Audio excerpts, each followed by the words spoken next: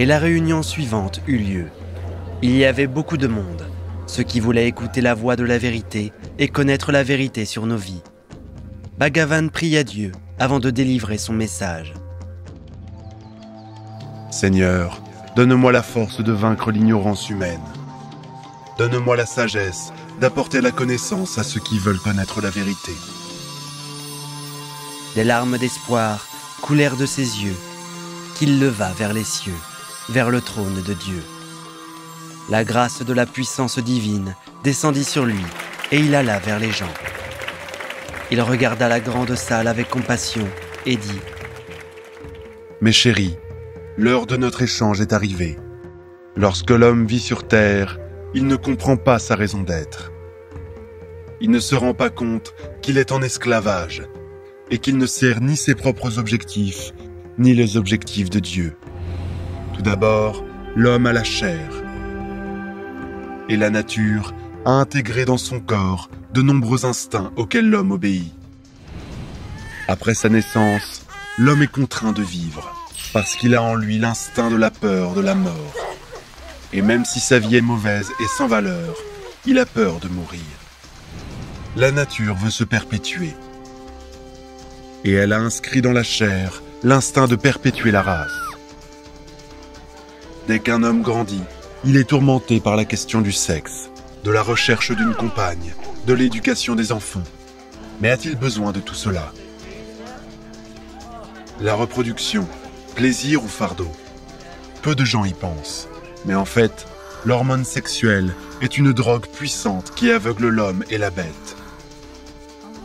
Elle rend vulnérable et irrationnel, payant le plaisir d'abord par une perte d'énergie, puis par la maladie et diverses autres souffrances. Je ne dis pas cela pour appeler au célibat, mais pour vous faire réfléchir au fait que vous vous identifiez au corps et à tous les instincts qu'il contient, en croyant qu'il est vous-même, quelque chose d'inaltérable, d'incontestable. Les choses sont encore pires pour ce que l'on appelle l'intellect, qui, dès la naissance, est endoctriné par l'éducation et l'enseignement, avec des programmes qui profitent à l'élite de la société et ne profitent pas à l'individu. Pendant de nombreuses années, on nous a endoctrinés en nous disant que nous devions travailler jusqu'à l'os, travailler pour le bien de la société, construire un avenir radieux pour l'État. On nous a donné divers exemples de ceux qui ont donné leur vie à cette construction mythique. Puis, une idée est abandonnée. On dit que cela n'était que des contes de fées, des fables, et on persuade les gens qu'il faut suivre une autre idée. Mais ces idées d'un avenir radieux ne sont pas les seuls contes de fées. Il existe de nombreux contes de fées de ce type qui vous exploitent. Ils comprennent le conte de fées selon lequel il est bon d'être pauvre et de faire partie de la classe moyenne. L'argent, c'est le mal, la saleté. C'est ce que vous inculquent ceux qui veulent exploiter votre travail à moindre coût. Ils vous disent de travailler pour 3 sous, car ce n'est pas l'argent qui rend heureux. Les femmes sont endoctrinées dès l'enfance avec le conte de fées des princes, que leur mariage doit être conclu avec le premier homme qu'elles rencontrent, qu'elles ne doivent pas choisir, qu'elles doivent tomber amoureuses du partenaire, et tout dans cet esprit-là. Parce que les femmes sont pressées, privées de choix, qu'on leur apprend à idéaliser n'importe quel passant. De nombreuses familles malheureuses sont créées. Les enfants souffrent, mais une femme privée de choix se marie plus tôt, ce qui lui permet d'avoir plus d'enfants. Et donc, il y aura quelqu'un pour combattre.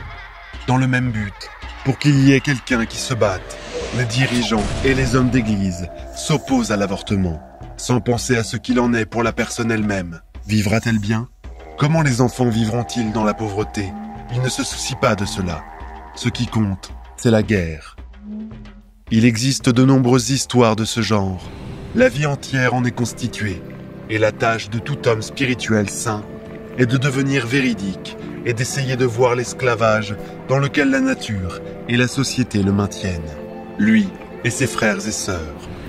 Car c'est pour cela que l'homme est malheureux, parce qu'il consacre tout son temps, sa santé et son attention, non pas à l'amélioration de lui-même et des autres, mais aux objectifs douteux de l'élite dirigeante. Sur la folie des gens, comme Hitler, Lénine, Staline, Mao Tse-Dong, Mussolini. Et aucun travail spirituel ne sera possible tant qu'un homme ne sera pas libéré du pouvoir de ses perceptions sociales qui lui ont été imposées par divers politiciens comme Marx et le Führer. Et dans le passé, au lieu de ces politiciens, les monarques, endoctrinés par de tels contes de fées au travers des prêtres et des religieux, qui ont même remanié les textes sacrés pour plaire aux empereurs. Telle est l'amère vérité de notre vie. La salle murmurait. Certains étaient en faveur de Bhagavan et d'autres étaient en désaccord, s'accrochant fanatiquement aux objectifs de leurs idéaux. En outre, l'homme, continua le maître, ne doit pas suivre la morale publique, mais apprendre la morale cosmique. Et aujourd'hui, je vais vous dire ces principes de base, dont le Christ, Bouddha, Mohammed et Zarathustra ont parlé, mais qui ont été mal compris, pervertis et interprétés seulement pour le bénéfice de l'ordre public. Mais un homme spirituel a avant tout besoin d'une vraie morale. Et voici ces principes, révélés aujourd'hui par le cercle des prêtres de Kailash.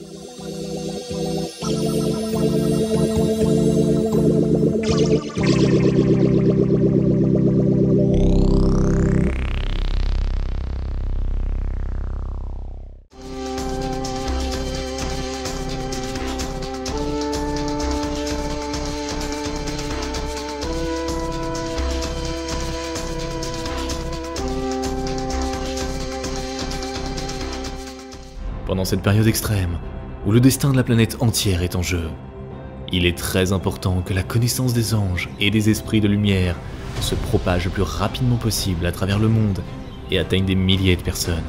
De cette façon, nous pouvons changer l'avenir de toute l'humanité. Alors nous nous tournons vers toi, chère âme de lumière. Partage la connaissance concernant nos livres sages et nos films. Partage les liens vers des vidéos ou des dessins animés. Tout cela est disponible et gratuit. Invite les femmes à des pratiques individuelles, des webinaires et des séminaires, et le grand esprit de lumière t'aidera, à toi et à ta famille, en dirigeant une énorme quantité d'énergie pour réaliser tous tes désirs. Les esprits lumineux et les anges t'aideront, à toi et tes proches dans tous les domaines. Le fil de la lumière et de l'amour de ton cœur atteint le cœur des femmes en recherche. Et la création du bien, la diffusion de la connaissance de lumière dans le monde commence. Rejoins cette mission de lumière. Aide les gens et Dieu t'aidera.